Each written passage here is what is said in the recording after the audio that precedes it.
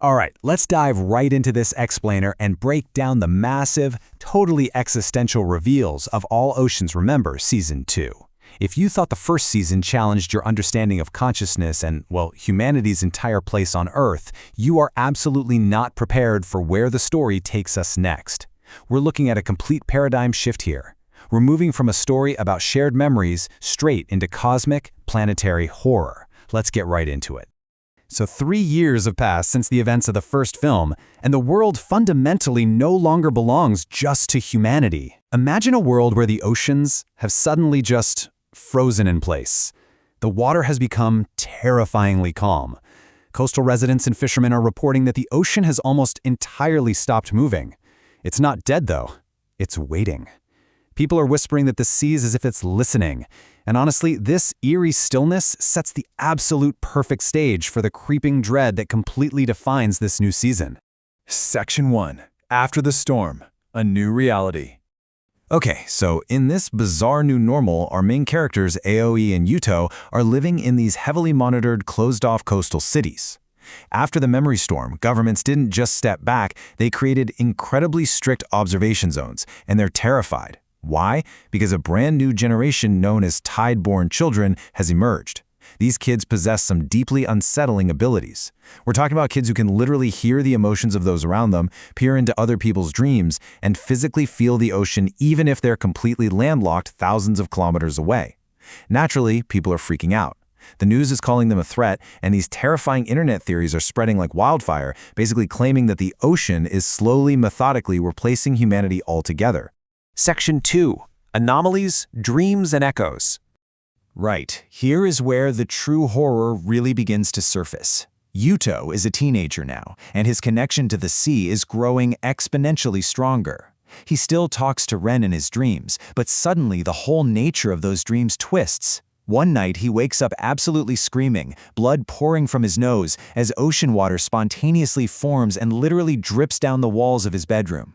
Sitting there in the dark, he utters this single terrifying phrase: he is no longer alone. And right after he says this, every single person on Earth experiences the exact same shared nightmare. Everyone dreams of this starless pitch-black ocean with no sky, and beneath the surface of that black water, something impossibly huge is moving. It's not the ancient civilization, and it's not the ocean itself.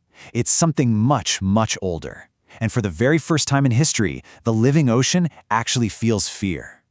Now, what's truly terrifying is the physical impossibility of these anomalies. Deep down in the Mariana Trench, instruments begin picking up strange, rhythmic signals that seem to be answering the ocean. But here's the kicker. These signals are coming from absolute zero space. We're talking about a depth where there should be absolutely nothing left beneath the crust. It completely defies the physical laws of our planet. Meanwhile, back on dry land, the whole phenomenon of the echoes has totally changed. If you remember from the first season, the old echoes were essentially harmless ghosts of the past, right? Just copies of the dead. But the new echoes? They are copying living humans. You could literally be walking down the street and suddenly lock eyes with an exact physical copy of yourself. This sparks absolute global panic because nobody knows who's real and who's an echo anymore. And worse, these new echoes act like they are actively hunting for something. I mean, just pause for a second and imagine that scenario. An exact copy of a living person walks right up to you, looks deeply into your eyes, and asks you this chilling question. Do you remember who you were before birth? And then right after asking, they just vanish into thin air. It is a deeply unsettling kind of psychological horror that strongly hints human consciousness is tied to something far more ancient than we ever realized. Section 3. The Terrifying Secret. The Ocean Cage. The mystery deepens even further when Aoi gets her hands on a mysterious 40-year-old videotape. This was recorded decades before the Thalassa was ever even built. It shows a young research team uncovering an immense artificial structure plunging straight down into the Earth's crust. And the crucial point drops in the final terrifying seconds of this recording. A scientist basically breaks down weeping and manages to say this one phrase right before the video cuts to black. The ocean was created as a seal. This single sentence instantly shifts our entire understanding of this world. The ocean isn't just a living entity. It's not a memory bank. It's a lid. Through the ancient symbols Yuto manages to decipher in his dreams, we get this shocking sequence of events. Millions of years ago, humanity wasn't the first intelligent life. before the ocean even existed. A formless entity that literally consumed the consciousness of entire planets approached Earth. To stop it, the ancient civilizations sacrificed themselves entirely. They dissolved into water to create the living ocean as a gigantic planetary cage to trap this entity. That beautiful, unified consciousness we all marveled at in Season 1? Yeah, that was just a side effect of the prison. But now, in the present day, the seal is breaking. Why?